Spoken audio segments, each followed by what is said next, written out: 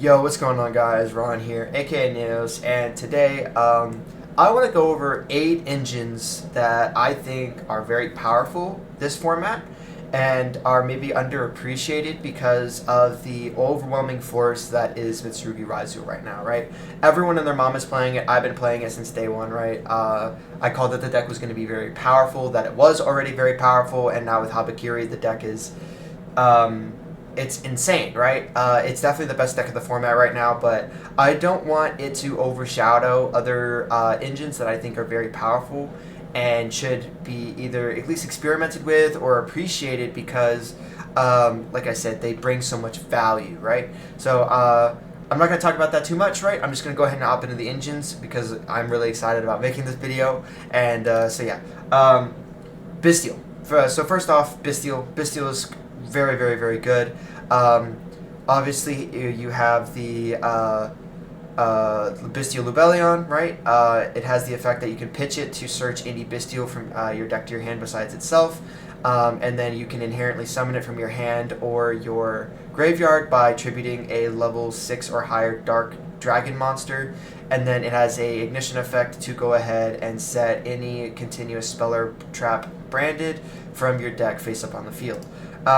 Very, very strong, right? If you'd like to read it, I've removed my face cam so that you can go ahead and read its effect, like I said. But yeah, they're pretty self-explanatory, and I've already basically said everything that's going to do. Magnum is self-explanatory. It does everything that the Bystials do, banishing a light or dark from either graveyard. And then this one will go ahead and search any dragon on end phase, right? Obviously very popular in Tempai, being able to like end phase, Genroku specials, and then Genroku effect to special Pydra effect, grab like Kaiman, right? Very powerful. Branded Regain, the main reason that people were playing the Bystial engine, especially like the Lubellions plus these, was the Branded Regain. Being able to special summon a Bystial from your graveyard whenever your opponent special summons a monster. And then also whenever a light or dark monster gets banished, you can go ahead and target that card and then shuffle it back in the deck and then draw one card. It's very, very powerful, right? I also want to talk about the traps that are maybe like more underappreciated, right? That they're definitely good decks. Definitely good cards that you can play in your deck. So I think the best one is probably Befallen. Befallen says once per turn, your opponent activates a card or effect that targets one Bystial monster you control. You can target one light or dark monster in either graveyard, banish it. If you do, negate that activated effect. So if you, let's say for example, activate Druidzone's effect because it gets destroyed, and then your opponent like responds to its effect because like let's say you try to send Murakumo, they chain prayers, tribute it off. You can go ahead and then chain this, target Murakumo, and banish it. Meaning that they completely lose Murakumo and they have to like Saji or Kusanagi add it back to hand. It's very powerful, and it's also a negate on top of that, so it's a double interruption. After that, we have Branded Beast. Branded Beast, control Bystial, you could tribute a dragon monster, then target a card your opponent controls, destroy it. Very good for hitting like Duo Drive, Cross. There's plenty of different things that you can hit with this. You can target a branded continuous spell or trap, place it face up on your field. That's in the graveyard, so yeah, you can go ahead and reset like Branded Regain. It could reset itself, but obviously you wouldn't play more than one of this most likely. And then Branded Beast is very, very good. And then maybe like arguably the most powerful, but maybe only because of one effect. So its first effect is you can synchro summon during your opponent's turn, or either player's turns actually, using monsters you control, including a dragon monster. While you control a Bystial monster, banish any monsters that would be sent to your opponent's graveyard as tributes for either their ritual summons or as materials for their fusion, synchro, or link summoning. This is even good against Malice because it's like putting them under Shifter, right, or DDG, where they have to be careful with their lines. They can't like double send things to the graveyard because they don't go to the graveyard, they get banished, right? So if they start with like Sarcophagus, they start with Field Spell, this is actually a good interruption because it forces them to play differently, right? because they go ahead and they'll like banish Dormouse, bring back Dormouse, and then whenever they use the materials to relink them off, they've already been banished, right? So if you can force them to start off that way, it hurts them really bad, right? Because they lose out on a lot of bodies. So yeah, I think these are all really strong. Obviously, Bestial Disbatter being a effect to you can target a banished light or dark monster, special summon it to your field, so you can steal stuff out of your opponent's banishment that you banish, or obviously you can bring back some of your own stuff, whether that be you can bring back like Lacrima, Engraver, your own Bestials. There's a lot of stuff that you can go ahead and do. And then a quick effect, you can target one banished card, shuffle it into the deck. Then if you shuffled it into your deck, you can destroy that monster. Or if you shuffle it into your opponent's deck, negate that activated effect. So that it's when your opponent activates a monster effect, you can do that. You can only use each effect of Disbatter once per turn. This is just a very strong, generic, generically made rank 10, or I'm sorry, level 10. So yeah, it's very, very good. But yeah, that's the Bestial engine. We'll go ahead and move on to the next engine. The next engine is the Horus engine. Horus engine, all level 8s. They offer you hand advantage, drawing cards with their King Sarcophagus, Mseti, and even like we have Blessing here. It's very, very, very strong. And then they have a board wipe for monsters, kind of like Murakumo in the Black Flame deity, but instead of this being a destructive removal, it is a send to graveyard. Basically, right, like think of it as like Fiendsmiths in Paradise, where you could target one of your like Desiree and then send all of the cards on the field to the graveyard. It does the same thing, but what it does is when a Horus monster you control accept this, or a face-up King Sarcophagus you control leaves the field by your opponent's card effect, whether like that be destruction, it doesn't really matter. You can special summon this card from your hand, then you can send all of their monsters on the field to the graveyard. That is all one effect. If your opponent cannot stop this card from summoning with like Dominus Impulse or something like that, it will just remove everything. Yes, it does remove your monsters, but obviously you're playing Horus, right? So you can just go ahead and next turn bring them all back. Very, very, very strong.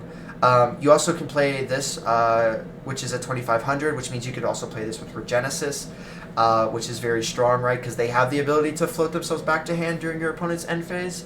And so yeah, I think that's really strong. And these are also 8s, right? So you can play these with Mitsurugi, and then that's my cat. You can play this with Mitsurugi and Overlay to make rank 8s, which is also really strong. So yeah.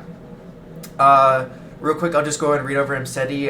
You can send this card plus another card in your hand, and then you add King Sark, and then you can draw a card, so it replenishes your hand, right? So if you have 5 cards, you send Mseti plus, whatever card, right? You go ahead, add the Sarcophagus, draw a random card, very strong, right? If your opponent, if another card you control on the field leaves by your opponent's card effect, well, this card is in your main monster zone, you can send 1 card on the field at the graveyard. Again, very non-targetive, non-destructive removal, very strong. All the Horuses have that effect, that if any of your cards leave the field, that they have an effect. Protection's effect is you can activate this effect this turn. Your opponent cannot target Horus monsters, and also for attacks, also your opponent cannot target Horus monsters on the field with card effects, right? So no more targeting interruptions. Happy says you can if a card that you control leaves the field by your opponent's card effect, you can target 2 cards that are banished or in the graveyards. Either add both to the hand or shuffle them both into the deck. Again, interruption, right? You being able to loop your own resources and stuff like that is very, very good. And then you have Blessing. Blessing gains 1200 attack and defense for each horse on the field. So just himself would put him at 12. Another one would put him at 24, 36, 48, 52, or 6,000. He could be very big, very, very big. And then again, if a card on your field leaves from your opponent's card effect, except during the damage step, you can draw cards equal to the number of monsters with different names in your main monster zones. So just him by himself lets you draw 1 card, and then obviously, right, if you have your all 5 zones filled up, you could draw 5 cards. It's incredibly powerful. King Sark prevents all of your Horus monsters from being destroyed by battle or card effect, by card effect that do not target them. So this like protects you from Murakumo, right? And then Blessing can protect you from targeting, right? Or I'm sorry, protection can protect you from targeting, right? So if you can resolve this effect and you have Sark on the field, Detonator and Murakumo do absolutely nothing to this engine, right? No, they cannot be removed. Destroying them by battle is very hard, right? These are all like 3,000, 25. This thing can be upwards of, like I said, 6,000 attack and defense. The field spell also, it acts as King Sark on the field. And then during the main phase, you can add a Horus monster from your deck to your hand, then place one card on the bottom of the deck. So you can, like, if you draw like a bricky hand, you can go ahead and put a brick back. You can use once per turn. If you activate the effect of Horus the Black Flame Deity, draw one card. So it's if you activate its effect to you can reveal the card and then send one, right? You can draw a card, and then if you activate its effect to summon, you can again draw another card, right? So you can have 2 draws, which is very, very powerful. And then Protector just says you can special summon Horus monsters from your hand or graveyard with different names when your opponent activates a card or effect, right? So it's not super strong, but it definitely like keeps stuff on the board. If your opponent outs it, and then let's say like your opponent goes battle phase, like pow pow pow pow, like removes like all 3 or 5 or whatever Horus monsters, and then they go main phase 2 and they start activating effects, you could go ahead and just bring back the whole board. And it like you could, if your opponent activates 5 effects, you could bring back 1, 2, 3, 4, 5, right? It's incredibly powerful, right? And I think the Horus engine is definitely not something that you should underappreciate. Engine number 3 is going to be Fire Kings, actually. Maybe less than an engine, more of a core of a deck. But I think the Fire Kings are very, very powerful right now because they actually, their whole gimmick revolves around destruction, allowing them to destroy themselves and then also your opponent's cards and monsters and stuff like that. They have a obviously targeted destruction with Skyburn, right? And then them being able to float very well from graveyard to back to the field, kind of like the Mitsurugis do, is very good. You also play stuff like Circle. Circle is a really powerful card that allows you to dodge things like Imperm, stuff like that. And also Dominus Impulse. You can main deck Dominus Impulse because of these are all fires, right? Which Dominus Impulse, right, is like the main reason people are playing like pure Mitsurugi is because you can main deck Dominus Impulse, right, which is a very powerful card. Them also having the ability to XYZ summon using Sanctuary when your opponent special summons. You can XYZ summon using Fire King monsters that you control. Like once per turn, if your opponent special summon a monster you may, after this effect resolves, summon one Fire XYZ monster. Using only Fire King monsters you control, right? So it doesn't have to be Eternity, right? You can summon any other fire, right? So if you had 2 4s on the field, right, you have like this and this, or like whatnot, you can summon 8s, right, as long as they're a fire. There's a plethora, right? But mainly you're summoning Eternity, that way you can dark hole the board. Also, Skyburn says that it can protect your Fire King cards from destruction, right? So if your opponent Murakumos your monsters on your board and you don't really want them to be destroyed yet, if you've resolved Skyburn and it's in the graveyard, you can just go, okay, that's fine. On resolution, I'll go ahead and banish Skyburn to protect my cards from destruction. It does the same thing if they pop your island, right? If they like go Detonator, pop your island, right? And then like say you go like chain Skyburn, right? Or like you Skyburn first and they go ahead, I'll chain Fire King Island. You can go ahead and then do that. Resolution, this will go ahead and trigger to blow your board, and then you'll go ahead and protect your board if you choose to with Skyburn. And then obviously you have the built-in monster negate and then the spell and trap negate, which is very strong in the deck. Arvada being able to activate during the damage step because it negates activation. Again, very powerful. And then being able to loop high Garunix because every time it's destroyed by like battle or something like that, or card effect, you could go ahead and bring it back and then blow the board, which I believe it does it from battle as well.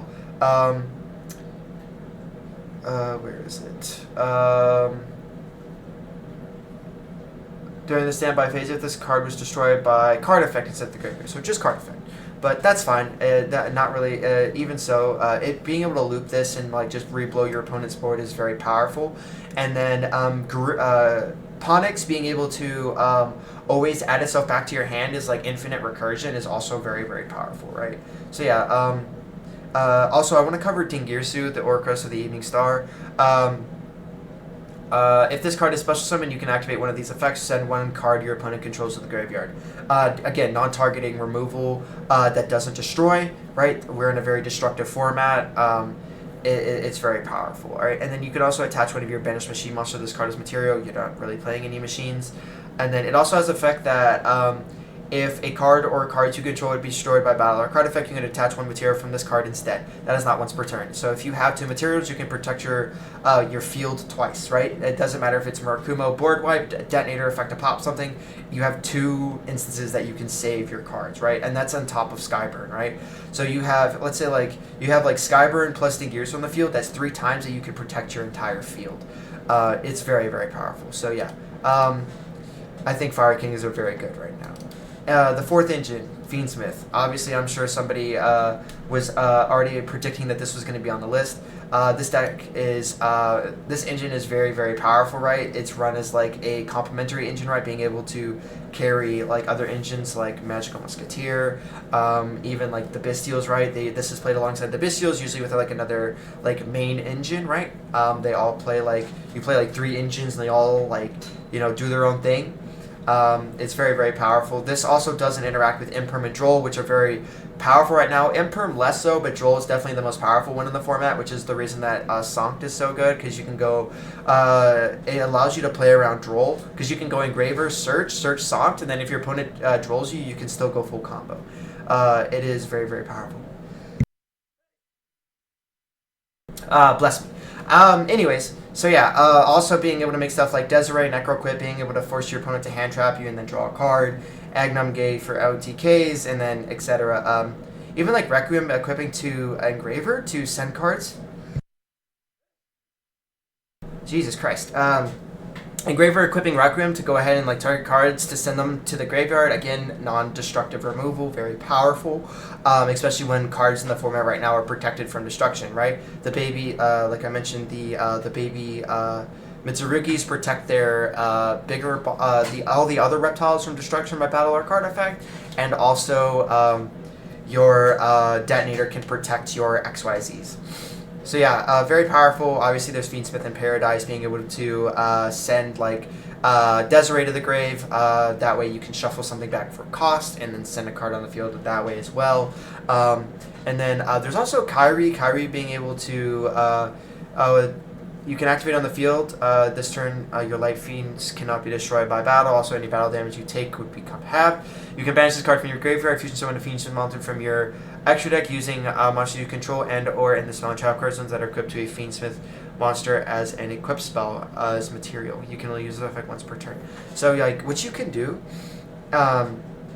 is this has you can summon Rex doing this, and it's unaffected by card effects except Fiendsmith cards.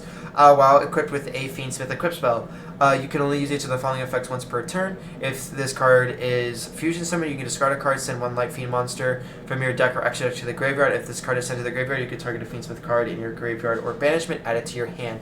So what you could do, right, is you can go like Tract for Lurie, do the Fiendsmith combo, right, where and then you fusion summon into the Desiree. Then you go ahead and you can link the Agnum Day from the sequence and the Desiree, and then you can go Agnum Day, bring back Desiree, and then equip this, right, to make it large. And then what you do, right, is if you can get this into Grave somehow, right, with that being like either Lacrima, right, if you can start with Engraver, because you don't need Engraver then, you can go ahead and fusion summon Rex. Rex will go ahead and you can chain block, right? So you can go effect chain link 1 of Rex to send, chain link 2 Desiree. You can go ahead and to shuffle back sequence for cost to send a card on your opponent's field. And then on resolution, right, you can dump Lacrima. Lacrima can target Agnumde, bring it back to the field, and then Agnumde can quick effect target Rex, which means it's unaffected. It's an unaffected tower at that point. So it's very, very strong, right? And yeah, that's really about it, right? It's Fiendsmith. We all know it's very strong. So yeah. Moving on to the fifth engine, I want to talk about Kashtira. Kashtira is very, very powerful right now, especially with Unicorn being a rip from extra deck. Detonators at 1. White Binder is only played at 1. There's Cryptor, there's the Ally Code Talker, there's so many 1-ups in the extra deck right now that when Unicorn resolves, it's so crazy. Like I have a friend of mine, shout out my boy Tito, that plays Kashtira Regenesis. And like I was playing against him, and he was I hand trapped him, and he was like on resolution unicorn effect. I'm like, dude, I already know what you're gonna hit. And I literally just ripped my own detonator from my deck because I knew he was gonna rip it. And obviously I let him look at it because he gets the right to look at the extra deck. But yeah, I just knew he's gonna rip the detonator, right? Incredibly powerful. Also with the banishing off of the Kashtira is also really strong. And then I want to talk about Birth for a second. Birth solos starting with Habakiri, right? If your opponent starts Habakiri, right? Habakiri, summon Saji, tribute Saji, Saji effect search. Cool. And if they go ritual spell, and they go summon from hand, and let's say like for like my combo, I tribute Kusanagi and then the Night Sword Serpent, on resolution, right? You go Chainlink 1, Kusanagi target ritual spell, Chainlink 2, Night Sword Serpent to special, Chainlink 3, Birth target Kusanagi ritual spell Saji. Game over. Like you just lost like your entire engine basically. You can't add back anymore. You can't ritual summon unless you have another ritual monster or another ritual spell, right? And I only play 1, which is another reason I play the code in the extra deck, which is the Ignister code that allows you to ritual summon by tributing, because like I think this is very powerful, and I'm waiting for this to come into the format because it's like I said, it just solos your opponent's ability to keep resources in the grave. Ryzeal, obviously being able to banish stuff from your opponent's top of their deck. Banishing 3 is very powerful, face down. And then obviously Theosis, being able to set up both of these automatically. And then obviously Kashtira Unicorn being a 2500 attack means that it's very good in Regenesis. So yeah, Kashtira, very powerful, right? I think pretty self-explanatory.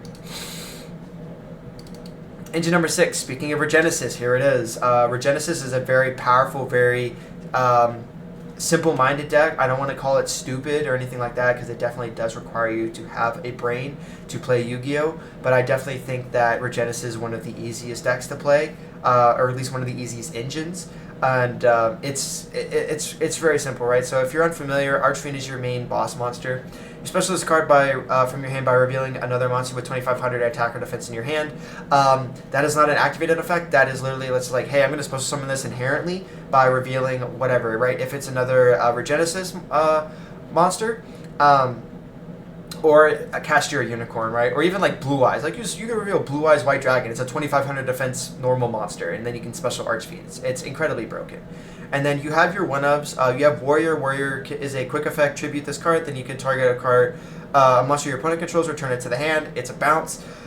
During the end phase, if this card is in your graveyard because it was sent there this turn, you can add it to your hand. During your opponent's end phase, add it to your hand. Very simple recursion, very strong. Sage is an Omni Negate. When your opponent activates a card or effect, quick effect, you can send one other Regenesis card from your hand or face-up field to the graveyard, negate the activation. If you do, destroy it. It's a negate and destroy, very powerful.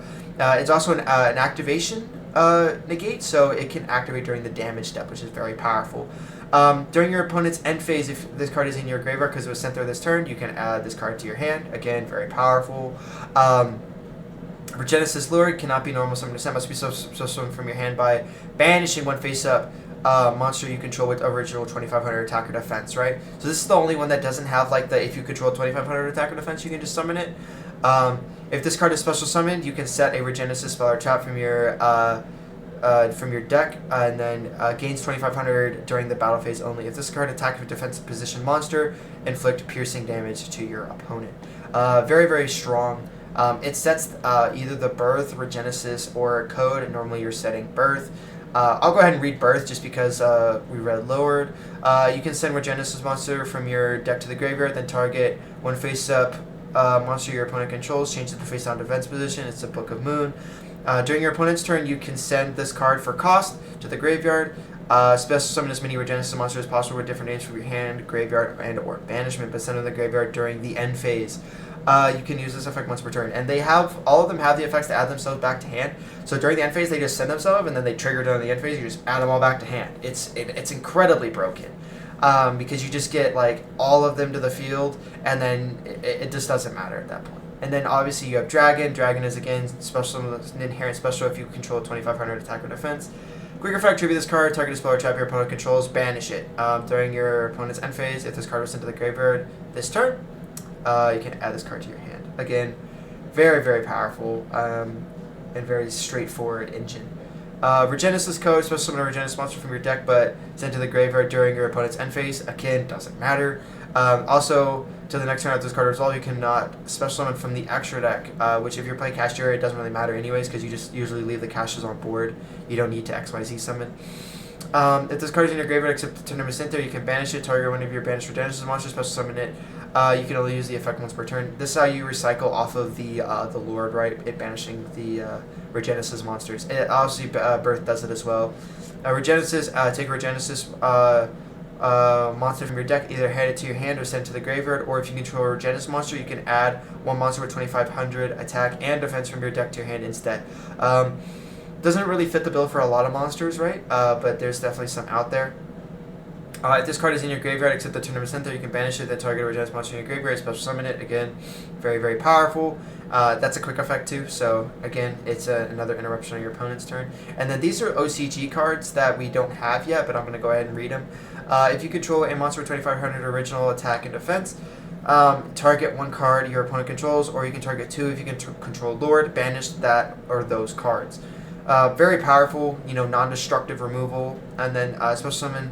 You can, if this card is sent to your, is in your graveyard except the turn of Center, you can banish it, special summon one monster with 2,500 attack from your hand. You can only use effective Regenesis Pentateuch once per turn. So you could special Unicorn off of this from your hand. It's very powerful. And then you have Commandments. Commandments is a crazy card. Apply these effects to all cards your opponent controls in the same column as your Regenesis monsters. Face-up cards negate their effects. Face-down monsters cannot change their battle positions. Face-down spells and traps cannot be activated until the next turn. So if you notice, 1, 2, 3, 4, 5. You have 5. If you activate this, right, and you special summon all 5 of these, and then you go anything here, and then you activate this, you floodgate your opponent completely. They just get cooked so hard, right? It's so hard, and then it just doesn't matter, right? It's a lingering effect too, because it says apply all these effects to your opponent's to all cards your opponent controls in the same column as your Genesis monster, right? It's crazy. It's just absolutely crazy. So I think this is another deck that you should definitely appreciate and play this format. 7. Memento, bro. Mimitos. I think this deck is absolutely insane. Shout out to Pac. Pac topped, went I think 9-0 with the Fiendsmith version. Playing this, I think he only plays one Darkblade, and then I think he only plays 2 of the Grand Breakout, but I think everything else is about the same. Oh, he took out the Horn Dragon as well. So yeah, this is the main engine that people seem to be playing, which I actually agree with. A very powerful engine, Akiharon being able to make all of your level 9 and higher Memento monsters being able to attack directly. This is OTK, this is 3, this is 5, you just dead, your opponent dies. Very easy. Gaddock is a crazy card. The being able to dodge stuff like Infinite Impermanence or mitigating the effects of Infinite Impermanence with Bone Party and stuff like that, and Goblin Biker Breakout, being able to play the Goblin. It's very powerful. The horse is broken, right? It special summons itself, and then you can go ahead, ignition effect, pop it, and then send monsters to the graveyard up to the level that you destroyed, which usually you destroy itself, which means you can send Gaddock plus this plus Sleepy, which is just broken, right? Absolutely broken. So yeah, I think it's just a very, very powerful engine right now. Like I said, it has its tops. It has its performance is obviously like well known at this point, right? And it's actually going up in price right now because of people are starting to realize. So I think it's a little late, but like I said, I think this deck is very powerful right now. Moving on to the last engine, White Forest. I think White Forest is incredibly powerful right now, except for like the fact that Droll's in the format. So Vengeance is a custom card, right? You can pay half your life points and target one card your opponent controls, destroy it. Then, if another dive monster you control is on the field, you can special summon one Tuner Synchro monster, illusion or spellcaster from your deck, from your extra deck. You can only use each effect once per turn. You normally special summon Poplar of the White Forest. Poplar will go ahead and then on summon. Place monsters in 2 monsters in your spell and trap card zone, 2 White Forest ones. In the owner's spell and trap card zone as continuous spells, and then during your opponent's main phase, quick effect immediately after this effect resolves, synchro summon, and then you use it plus Vengeance to make Snake Eyes Vengeance Dragon, which Vengeance Dragon is a quick effect, target a card either on the field or in either graveyard, and then you can put it in the opponent or your owner's spell and trap card zone. And then it also has another effect. It can only activate that once per every other turn, right? So if you activate it on your opponent's turn, during your turn you won't be able to activate it, but that's fine, right? Because as long as you can activate it on your opponent's turn, you have the interruption. During the battle phase, quick effect, you can target 2 cards on the field, 1 monster, 1 continuous spell or trap, or 1 continuous spell, I'm sorry, and then destroy them. Very powerful, right? Especially when Poplar goes ahead and gives you 2 free abilities to do that every battle phase. Very, very powerful, right? Also, Diabell, the White Witch, being able to protect all of your monsters, regardless of what archetype they're from destruction by card effect, is very powerful, right? Murakumo Detonator not being able to out this is very, very strong. You have the way to draw cards in this deck. You have the ways to target. For this, you can target the number of face-up fusion and synchro monsters in your field and or graveyard, field illusion or spellcaster, returning them to the hand, right? Non-destruction removal, very powerful. And then also I want to talk about Silvera. Silvera being a permanent negation for a face-up card on the field. Send 1 Direbell monster from your hand or face-up field to the graveyard, then target 1 face-up card on the field, negate its effects, period. If you hit cross with this, as long as cross stays face-up on the field, it's negated, doesn't matter. The entire duel. And then also, in the graveyard, you can banish this card from your graveyard when your opponent activates a card or effect into response to a Diabell or a Sinful Spoils spell or trap, and then you can go ahead and negate it. So if this is in your graveyard, and then you activate Deception, and then you go Deception's Tribute, and your opponent goes ahead and ashes it, you can just negate it, right? That way you don't lose out on resources. It's a very, very powerful card.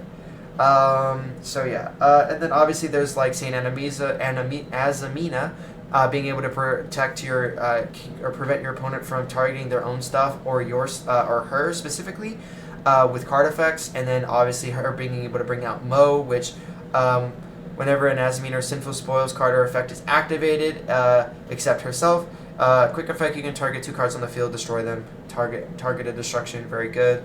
And obviously there's Silva, which is a Omni Negate, and then Silvera being able to book all of your opponent's monsters face down. Very, very powerful, it recycles everything in this deck very well. Like I said, I think it's very powerful. So, but yeah, so that's it. Those are all 8 engines that I wanted to talk about today and explain why I think that they are so powerful and that they should be at least explored during this format and played. I understand, like I said, Mitsurugi Ryzeal right now is just absolutely bonkers, right? Both engines being able to be played as extenders for the other engine is absolutely broken, which is the main reason I played the deck originally, and obviously it's just better now with Habakiri, so yeah. Anyways, guys, please like, comment, subscribe. Let me know how you feel about this format and how you feel about my take on these engines and if they're powerful or not, or let me know if you think I missed an engine that you think is also, definitely worth playing because you think it's powerful and why. So yeah, otherwise, guys, also hit the notification bell. That way you get notified whenever I post another video. And yeah, I guess I'll just catch you on the next one. Peace.